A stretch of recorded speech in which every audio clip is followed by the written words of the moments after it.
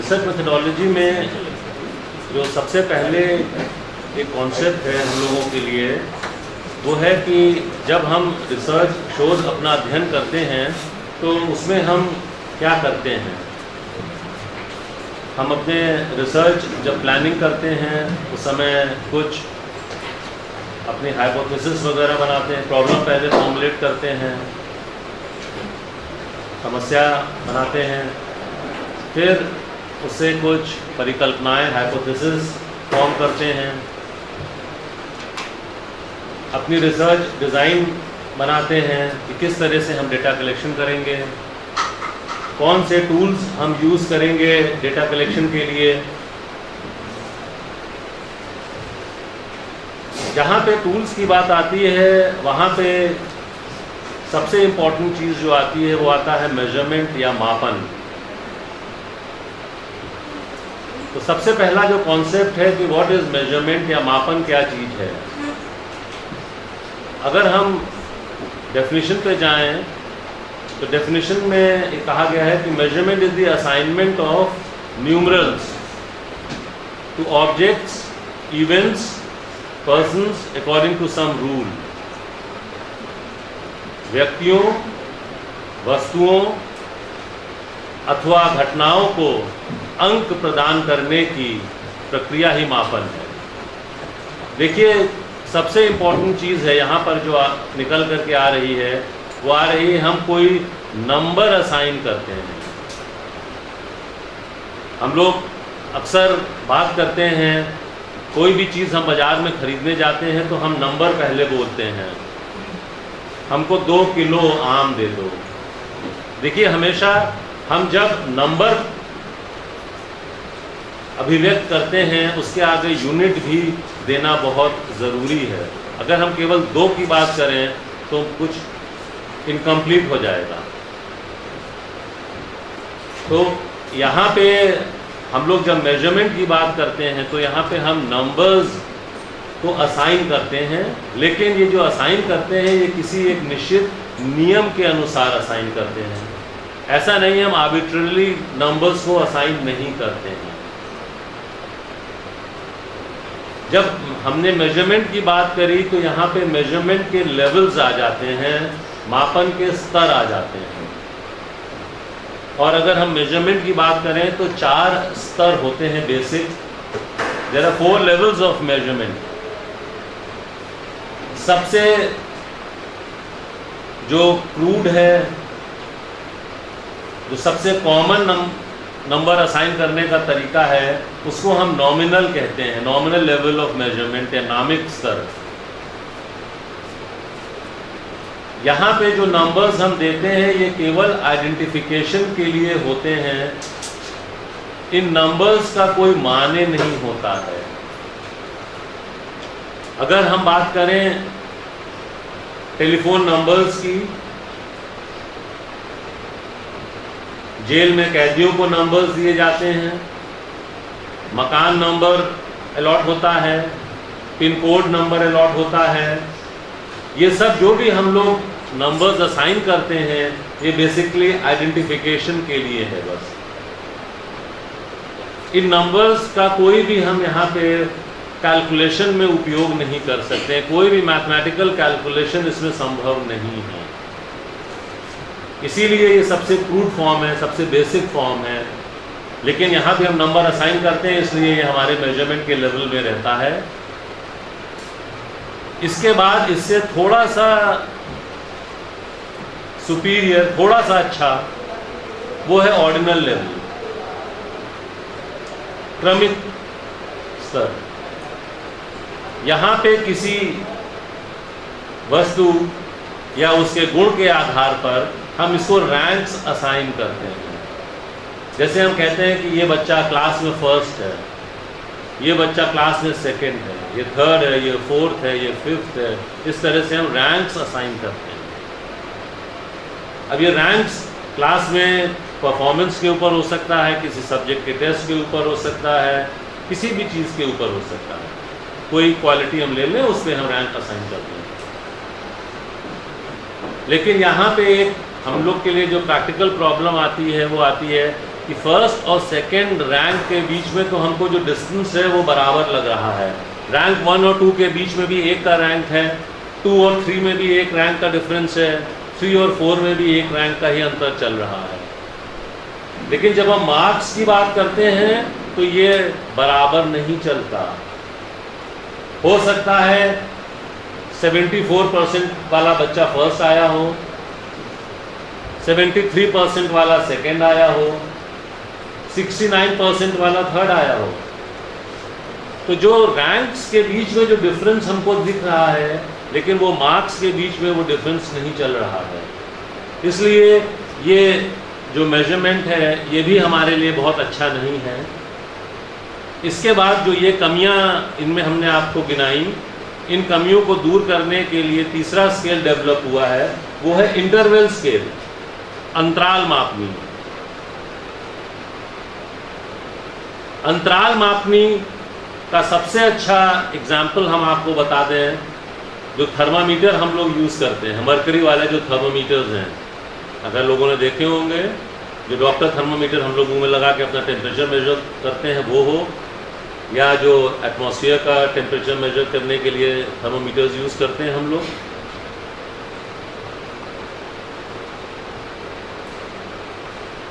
लेकिन इस थर्मामीटर में भी एक कमी है। इसकी कमी ये है कि इसमें जो जीरो असाइन करते हैं वो आर्बिट्ररी होता है। कोई बता सकता है 0 डिग्री सेंटीग्रेड टेम्परेचर का क्या माने होता है? 0 डिग्री सेंटीग्रेड, हाँ ठीक है, करेक्ट, बिल्कुल सही बताया आपने। लोग अक्सर समझते हैं 0 डिग्री सेंटीग्रेड मीन्स कि नो टेम्परेचर। यही चीज हम बताना चाह रहे हैं, वहां तापमान रहता है, टेम्परेचर एग्जिस्ट करता है। ये आर्बिट्ररी पॉइंट है। साइंटिस्ट लोगों जब शुरू में थर्मामीटर का आविष्कार किया था तो उन लोगों ने क्या किया कि एक कैपिलरी पतली सी नली में मरकरी डाली और उसको ठंडा करते गए, पानी को ठंडा करते गए।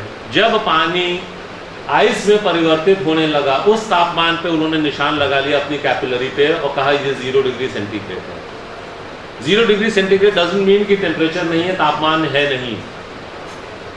फिर उसको गर्म करते गए, जब पानी भाप में परिवर्तित होने लगा तो वहां पे ऊपर लाके एक निशान उन्होंने लगा दिया जहां पे मरकरी पहुंची, और उसको उन्होंने कहा कि ये 100 डिग्री सेंटीग्रेड है। और अब 0 से 100 हमको मिल गया, इसको बीच में 100 पास कर दिए तो 1 डिग्री हमें मिल गया।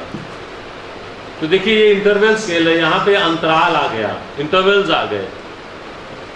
लेकिन अभी हमने आपको गिनाया कि इसकी सबसे बड़ी जो प्रॉब्लम हम लोग के सामने है वो है कि इसमें जो 0 है, it is not an absolute 0। ये परम शून्य नहीं है। ये 0 नहीं कह सकते कि जिस प्रॉपर्टी का मेजरमेंट हम कर रहे हैं वो एग्जिस्ट ही नहीं करती है। तो इसके लिए रेशियो स्केल डेवलप किया गया, अनुपात मापनी। रेशियो स्केल जैसे हम लोग किलोग्राम वगैरह है, अगर केजी वेट को हम देखें तो हम लोग अगर डिजिटल हम लोग के पास बैलेंस होता है उसमें लिखा रहता है 0। 0 means no weight. Volt meter होता है, अगर लाइट नहीं है तो 0 वोल्ट बताता है। तो 0 means there is no temperature.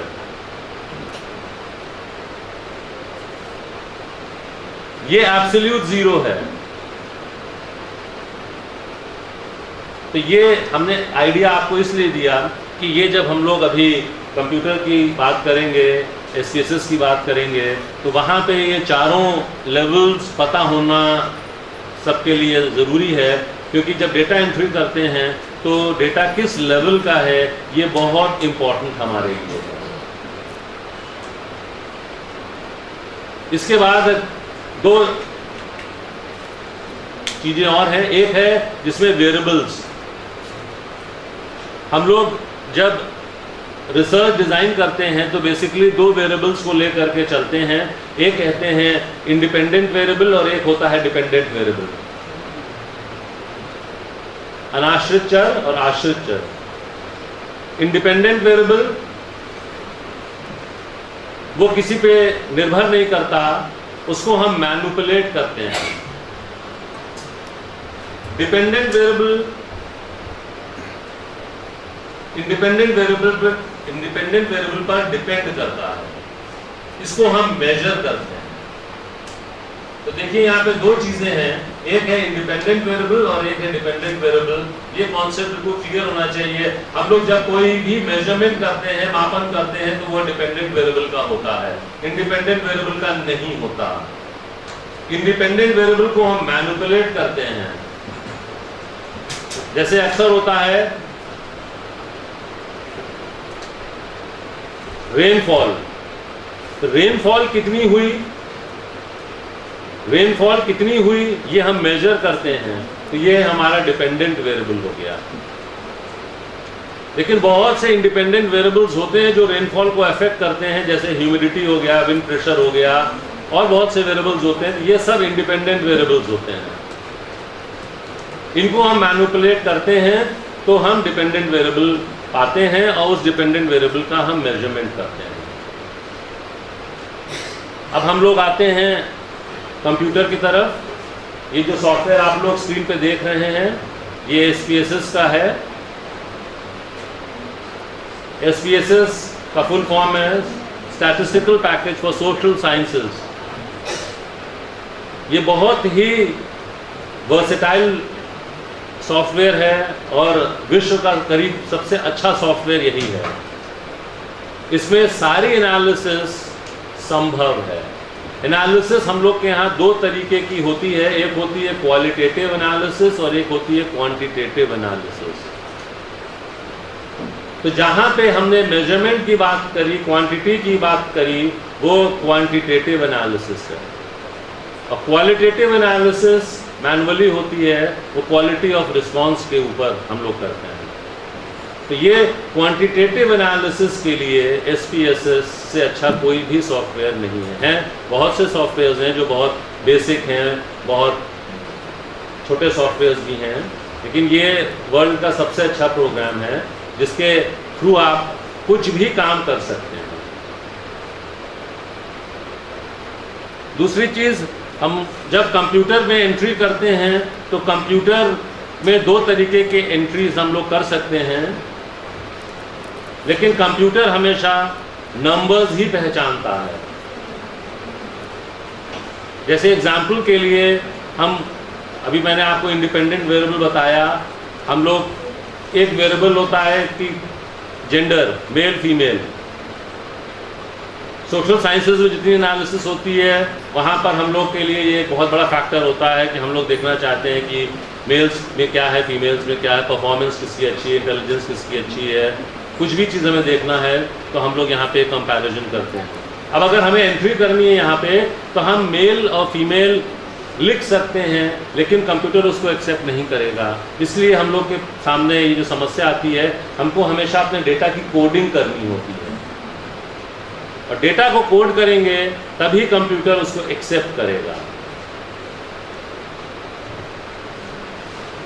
तो कोडिंग करने के लिए जो भी हम लोग क्वेश्चनर यूज़ करते हैं, उस क्वेश्चनर की एक कोड बुक बनाते हैं और उस कोड बुक के अकॉर्डिंगली हम लोग इसको कंप्यूटर पे एंट्री करते हैं। तो हम आपको शुरू से बता रहे हैं कि हम कैसे कंप्यूटर में एंट्री करेंगे।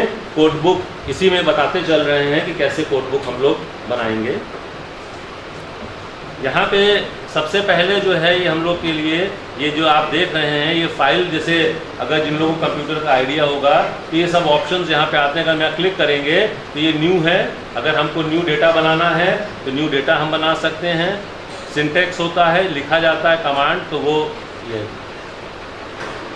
सिंटेक्स है। आउटपुट, जब हम डेटा एनालिसिस करते हैं तो वो आउटपुट में जाता है, वो हम आउटपुट को मैनिपुलेट कर सकते हैं, किस तरीके की टेबल हमको बनानी है, कहाँ सेव करना है, ये सब डिटेल्स किस फाइल में लेके सेव करना है, ये सब उसमें यहाँ पर आता है। दूसरा, इसी के नीचे आपने ऑप्शन देखा होगा ओपन। अगर हमारा प्रीवियसली सेव डेटा हमारे पास है तो हम उसको ओपन करेंगे, न्यू पे नहीं जाएंगे। न्यू तो जो पहले दिन हम फाइल जनरेट करते हैं वहाँ पे न्यू की बात आती है। एक बार हमारे पास डेटा है, हमने बना लिया है या किसी ने हमको डेटा दे दिया है, तो हम उसको यहाँ पे ओपन पे आएंगे।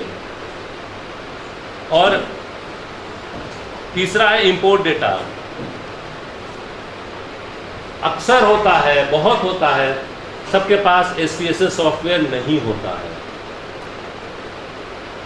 बहुत पहले यहीं से एक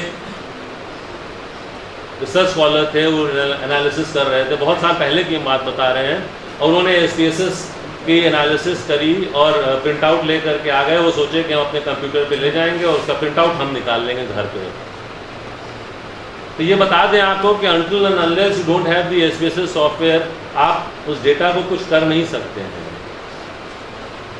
डेटा का जो सॉफ्टवेयर है वही उसको रीड करेगा और उसी के थ्रू आप प्रिंट भी कर सकते हैं।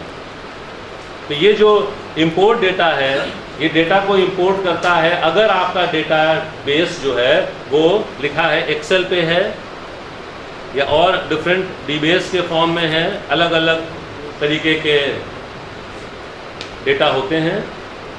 सबसे कॉमन जो लोग एंट्री कर लेते हैं बाहर से भी, या जो एक्सेल में ज़्यादा अपने को एक्सपर्ट समझते हैं कि कॉन्फिडेंस है उनको, वो एक्सेल में करते हैं। लेकिन हम तो यही आपको सजेस्ट करेंगे कि अगर आपको SPSS में काम करना है तो आप SPSS के मोड से ही एंट्री करिए तो ज़्यादा अच्छा है। इसमें गलती होने के चांसेस कम होंगे और बहुत कन्वीनियंट है। एक्सेल जैसा ही है, एक्सेल तो नहीं है लेकिन उसी जैसा ही ये है।